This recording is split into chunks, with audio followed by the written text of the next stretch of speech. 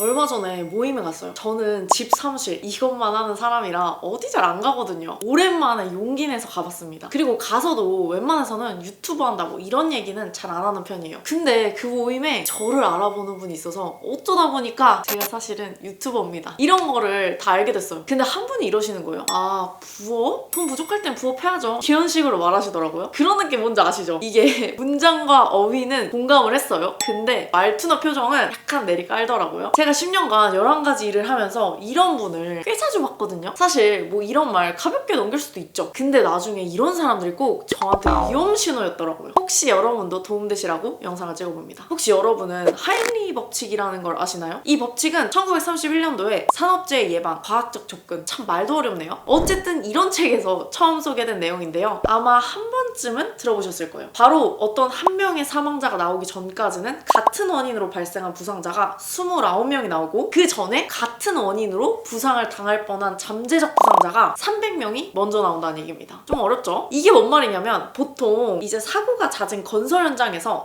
사소한 위험 신호도 가볍게 넘기지 말고 잘 대비를 해서 사고를 예방하자, 이런 차원에서 자주 쓰이는 내용입니다. 왜 이런 거 있잖아요. 살다 보면 어떤 말은 그 당시에는 이상하다고 우리가 느끼지 못해요. 근데 문제가 생기고 나니까 그때 그 말과 행동이 하나의 퍼즐처럼 쫙 맞춰지는 거예요. 완전 소름 돋죠? 그래서 오늘은 제가 일상에서 가볍게 넘기면 안 되는 말 2가지를 여러분들께 소개해드리려고 합니다. 일단 첫 번째는요, 무조건 안 된다고 말하는 사람이에요. 예를 들면요, 내가 블로그를 시작해보겠다고 해도 그거 안 돼. 유튜브 시작할 거야. 그것도 안 돼. 어떤 부업을 해도 다 안 된다고 말하는 사람도 있어요. 아마 이런 분들 주변에도 있으실 거예요. 이 사람들 말을 잘 들어보면요, 뭐 틀린 얘기는 아니에요. 당연히 다 나름의 이유가 있어요. 어쩔 때는 이거 근데 너무 맞는 말이라서 그런가? 하지 말까? 이런 생각이 들기도 합니다. 근데 재밌는 게 뭔지 아세요? 이 사람들이 내가 하겠다는 그게 별로라서 반대하는 게 아니고요. 그냥 내가 그냥 그 뭔가 한다는 것 그 자체를 다 반대하는 거였어요. 저는요, 이걸 몰랐어요. 제가 유튜브를 시작한다고 할 때 주변에서 다 말렸어요. 제가 그때 학원을 하고 있었거든요? 꽤 괜찮았어요. 그러니까 야, 학원 더 열심히 하지 뭐하러 블로그를 하냐 이랬거든요. 또 블로그를 하면서 유튜브를 한다고 했어요. 그러니까 또 말리더라고요. 야, 얼굴 팔리면 악플 달리지, 그러면 돈도 더 못 벌 거지, 너가 뭐 유튜브에서 한다고 해도 할 콘텐츠가 있냐 이랬습니다. 그때 당시에는 들으면서도 이게 다 맞는 말이니까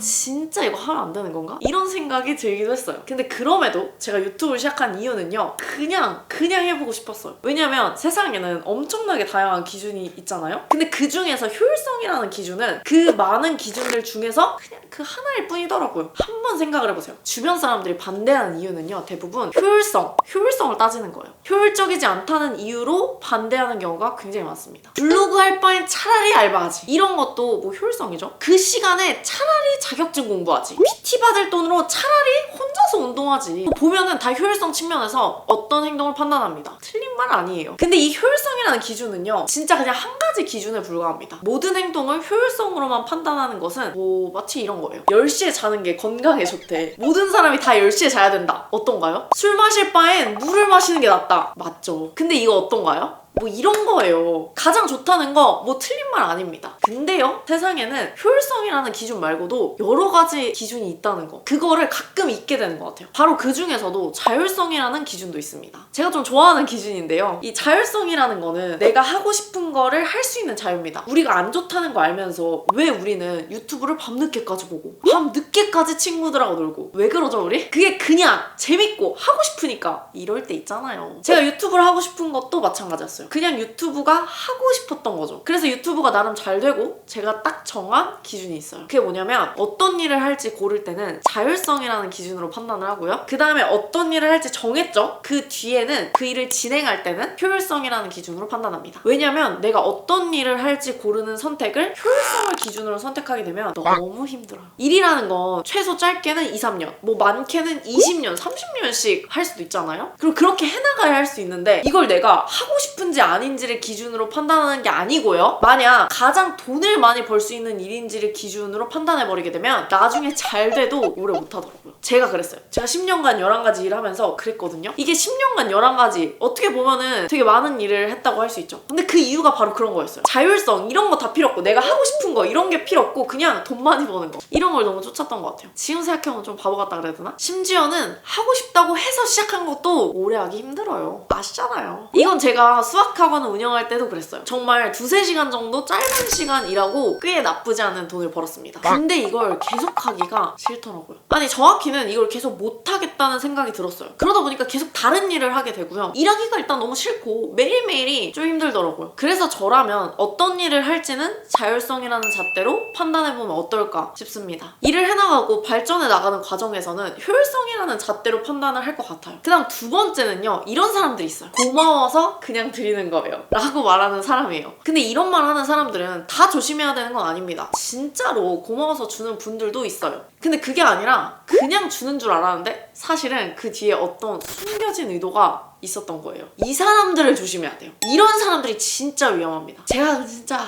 꽤 당했어요. 우리도 왜 이런 경우 있잖아요. 어릴 때 제가 가지고 싶은 게 있으면 괜히 엄마 옆에 가가지고 애교도 부리고 뭐 말도 잘 듣고 TV 보고 있으면 막 어깨도 두드려주고 막 그랬거든요. 그럼 엄마가 딱 눈치채고 말을 해요. 뭔데? 뭐 말할 건데? 뭐 가지고 싶은데? 물론 이런 경우야 그냥 귀여운 행동이지만 사회에선 다르잖아요. 갑자기 연락도 안 한 친구가 새 안부 문자를 보낸다거나 단톡방에서 말도 없던 앤데 갑자기 야 우리 오랜만에 모이자 해서 만났더니 오자마자 뭐라 그래요? 나 이번에 결혼해 하면서 청첩장 주잖아요. 그럼 기분이 진짜 뭔가 좀 그렇죠. 애매하잖아요. 뭔지 아시죠? 여튼 이런 일을 많이 겪다 보면 사람들이 어떻게 되냐? 남이 그냥 주는 호의를 받는 게 이제 좀 두려워지게 됩니다. 이 사람도 나중에 나한테 뭔가 요구할 것 같거든. 저는 그래서 이게 좀 심했을 때는 아예 누구한테도 아무런 호의도 받지 않으려고 할 때도 있었어요.